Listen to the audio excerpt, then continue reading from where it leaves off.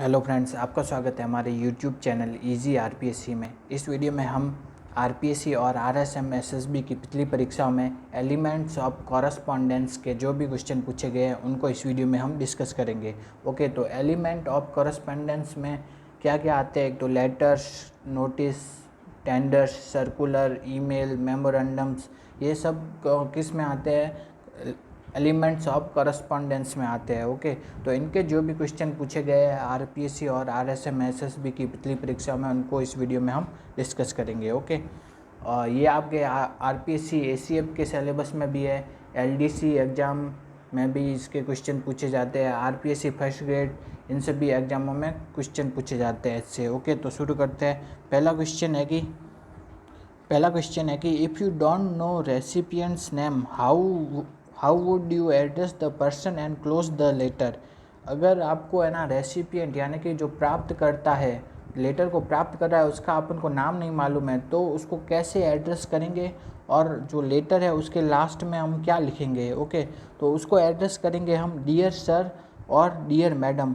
Dear sir और dear madam से उसको एड्रेस करेंगे और लेटर है ना उसके लास्ट में हम क्या लिखा जाता है? वो लिखा जाता है योवर्स फेथफुली। क्या लिखा जाता है? Yours faithfully. ओके, तो इसका आंसर होगा ए। ओके, नेक्स्ट क्वेश्चन है कि नोटिस शुड बी, नोटिस कहना कैसा होना चाहिए? नोटिस होना चाहिए ब्रीफ एंड फॉर्मल। कैसा होना चाहिए? Brief and formal. नोटिस होना चाहिए brief and formal. Okay, next question है कि when we began a letter with dear sir or dear madam or dear sir oblique madam, we end it with। जब हम letter को dear sir और dear madam से चालू करते हैं ना, तो लेटर के एंड में हम क्या लिखते हैं? तो लेटर के एंड में लिखा जाता है योवर्स फेथफुली।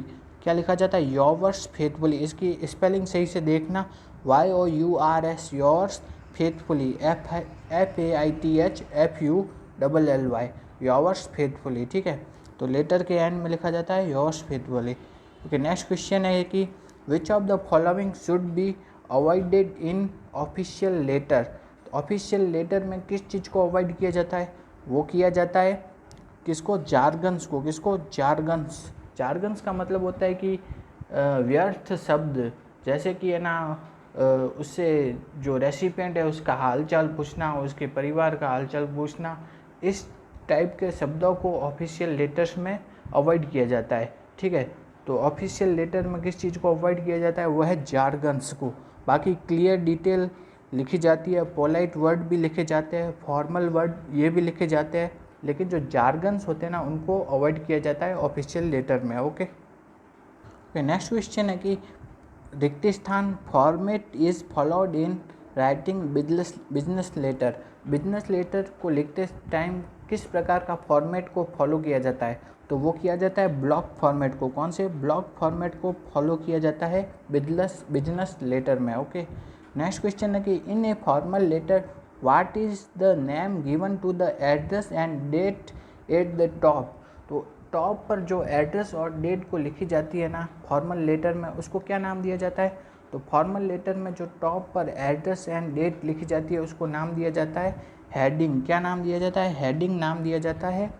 जो डेट एंड एड्रेस लिखा जाता है टॉप पर, उसको हेडिंग नाम देते हैं। ओके, नेक्स्ट क्वेश्चन है कि which in a official letter you address the person you are writing to. तो ऑफिशियल लेटर में किसी पर्सन को कैसे एड्रेस किया जाता है? उसको एड्रेस किया जाता है एज सर ऑब्लिक मैडम। तो ऑफिशियल लेटर में किसी पर्सन को एड्रेस करना हो तो कैसे एड्रेस करते हैं? सर और मैडम से। ओके, नेक्स्ट क्वेश्चन है कि the main point is written in which part of an official और फॉर्मल लेटर। तो मतलब ऑफिशियल या फॉर्मल लेटर के कौन से पार्ट में मेन पॉइंट को लिखा जाता है?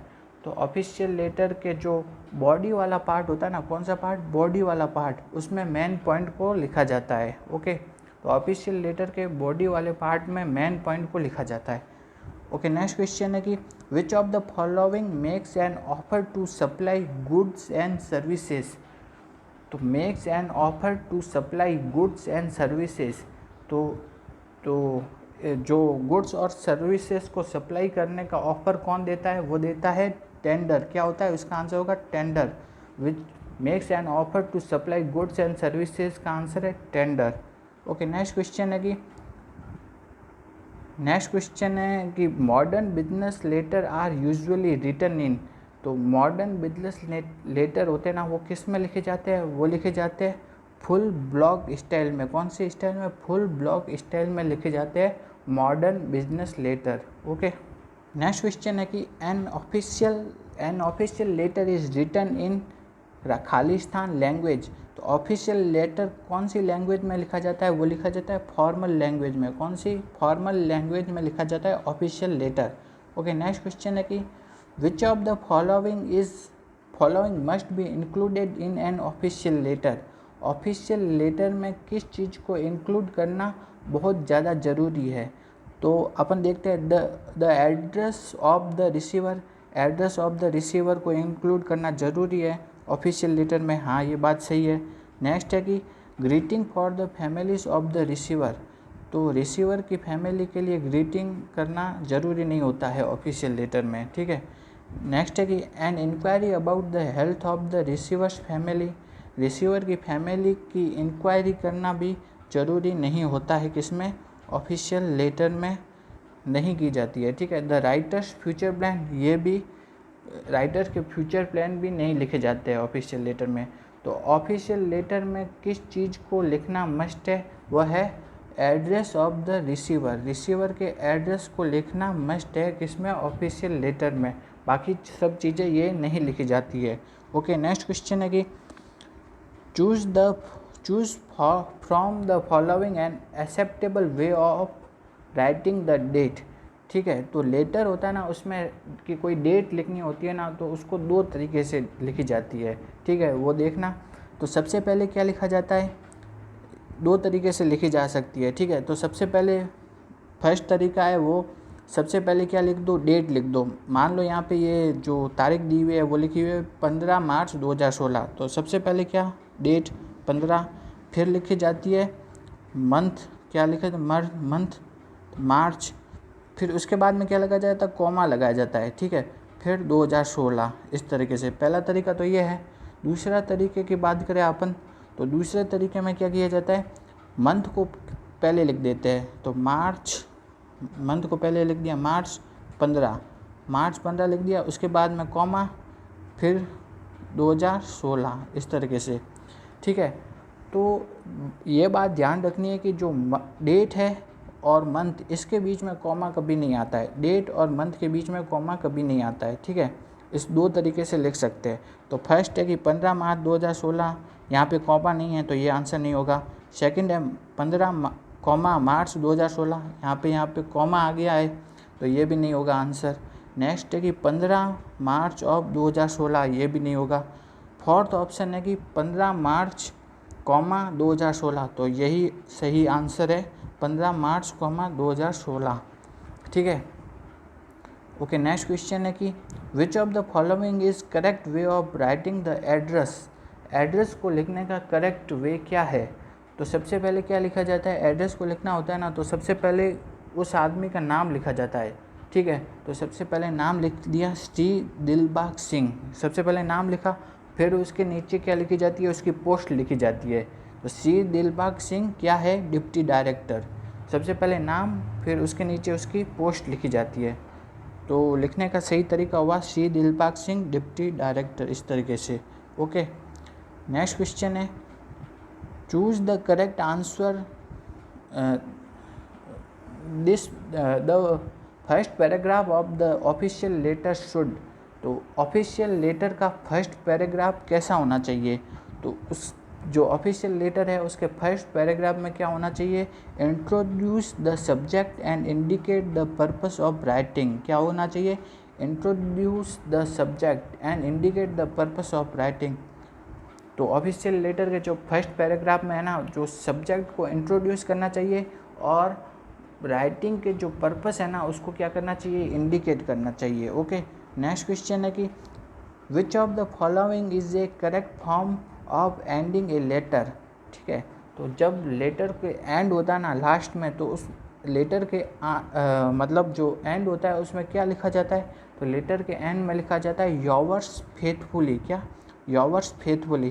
तो स्पेलिंग को ध्यान से देखना है, क्या आता है, योवर्स, ये वाला योवर्स आता है, और फेथफुली FAITHFULLY, योवर्स फेथफुली लिखा जाता है।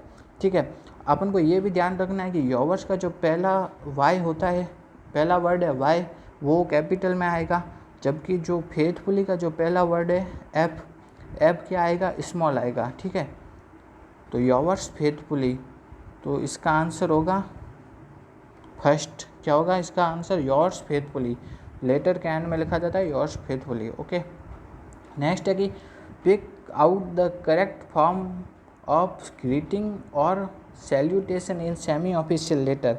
तो ग्रीटिंग और जो सैल्यूटेशन का जो करेक्ट फॉर्म है, इसमें से क्या लिखा जाएगा, इसमें से लिखा जाएगा डियर श्री गुप्ता। क्या लिखा जाएगा, डियर, फिर उनके नाम के आगे श्री, फिर उनका नाम, डियर, फिर श्री, फिर उनका नाम, इस तरह से लिखा जाता है सेमी ऑफिशियल लेटर में। कौन से, semi official letter. Okay, next question है कि a displayed sheet giving news और information is called. A display sheet, मतलब एक डिस्प्ले शीट जो कि न्यूज़ या इंफॉर्मेशन देती है, वो क्या कहलाती है, वो कहलाती है notice. A display sheet which giving information और न्यूज़, वो कहलाती है नोटिस। ओके, नेक्स्ट क्वेश्चन है कि टेंडर्स आर, टेंडर क्या होते हैं, टेंडर्स क्या होते हैं, tenders are return quotation to complete a job. Tender क्या होते हैं, रिटर्न कोटेशन होते हैं जॉब को कंप्लीट करने के लिए।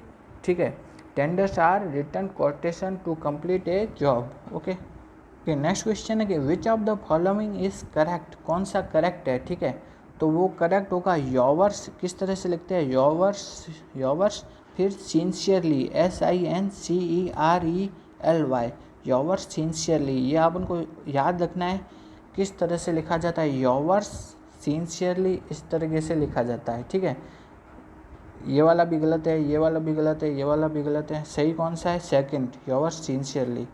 ओके, नेक्स्ट है कि the correct way of writing the date in a letter is. तो अपन ने देखा था कि दो तरीके से लिख सकते थे।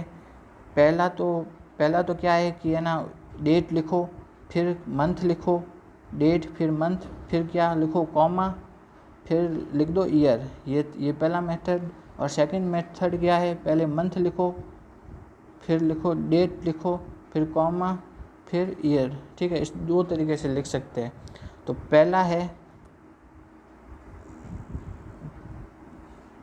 जो पहला है ना, पहले में क्या है, पहले में क्या दिया हुआ है, पहले में दिया हुआ है कि जो डेट है और मंथ है, इन दोनों के बीच में क्या है, कॉमा दिया हुआ है। डेट और मंथ के बीच में कॉमा नहीं आता, तो पहला आंसर नहीं होगा। सेकंड है, ये मंथ लिखा हुआ है और डेट लिखी हुई है, इन दोनों के बीच में भी कॉमा है, तो ये भी नहीं आएगा। थर्ड है जून 11, 2016, हाँ ये सही मेथड है। फोर्थ भी गलत है, तो इसका आंसर होगा थर्ड। क्या होगा, थर्ड। ठीक है, एक बार वापस देख लेते हैं, तो इसका आंसर क्या होगा, थर्ड, जून 11, 2016।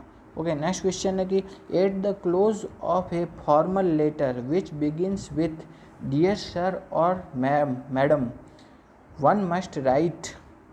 ऐसा लेटर जो कि डियर सर और मैडम से चालू होता है, उसके एंड में क्या लिखा जाता है। तो उसके एंड में अपन को पता है कि जो लेटर डियर सर और मैडम से चालू होता है, उसके एंड में लिखा जाता है योवर्स फेथफुली। क्या लिखा जाता है, YOURS, योवर्स फेथफुली। ऐसा लेटर जो कि डियर सर और डियर मैडम से चालू होता है, उसके एंड में लिखा जाता है yours faithfully. Okay, next question है कि which of the following is the correct subscription to in a letter to a friend.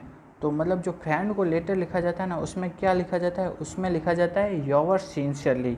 जबकि जो ऑफिशियल लेटर होता है जो कि डियर सर और डियर मैडम से चालू होता है, उसके एंड में लिखा जाता है योवर्स फेथफुली। और जबकि जो फ्रेंड वगैरह को लेटर लिखा जाता है, उसमें लिखा जाता है योवर्स सिंसियरली। ओके, ये दो बातें अपन को ध्यान रखनी है। जो ऑफिशियल लेटर होता है डियर सर और डियर मैडम से चालू होने वाला, उसके एंड में तो लिखते हैं योर्स फेथफुली। और जबकि जो फ्रेंड को लिखा जाता है लेटर, उसके एंड में लिखा जाता है योवर्स सिंसियरली। ओके, तो जो इसमें जो योवर्स सिंसियरली कैसे लिखा जाता है वो अपन को पता है, अपन ने पहले भी ये वाला क्वेश्चन आ चुका है। वो लिखा जाता है YOURS yours, SINCERELY yours sincerely. किस तरीके से लिखा जाता है YOURS योवर्स सिंसियरली। ओके, तो इसका आंसर होगा थर्ड। नेक्स्ट क्वेश्चन है कि the correct heading of a letter consist of, तो मतलब जो लेटर की हेडिंग है उसमें क्या होता है, तो वो होता है the writer's address and date. The correct heading of a letter consist of the writer's address and date. Okay, next question है कि which of the following should the body of an official letter contain. तो official letter की body होती है ना, उसमें क्या content होता है, मतलब क्या लिखा जाता है। तो ऑफिशियल लेटर की बॉडी में लिखा जाता है direct and brief statement of purpose of correspondence. मतलब बॉडी में लिखा जाता है कि करस्पॉन्डेंस यानी कि जो लेटर लिखने का डायरेक्ट और ब्रीफ कारण लिखा जाता है, मतलब करस्पॉन्डेंस का डायरेक्ट एंड ब्रीफ स्टेटमेंट लिखा जाता है। इसका आंसर होगा फर्स्ट। ओके, अगर आपको हमारा ये वीडियो अच्छा लगा तो वीडियो को लाइक कीजिए और हमारे यूट्यूब चैनल को सब्सक्राइब कीजिए। Thank you.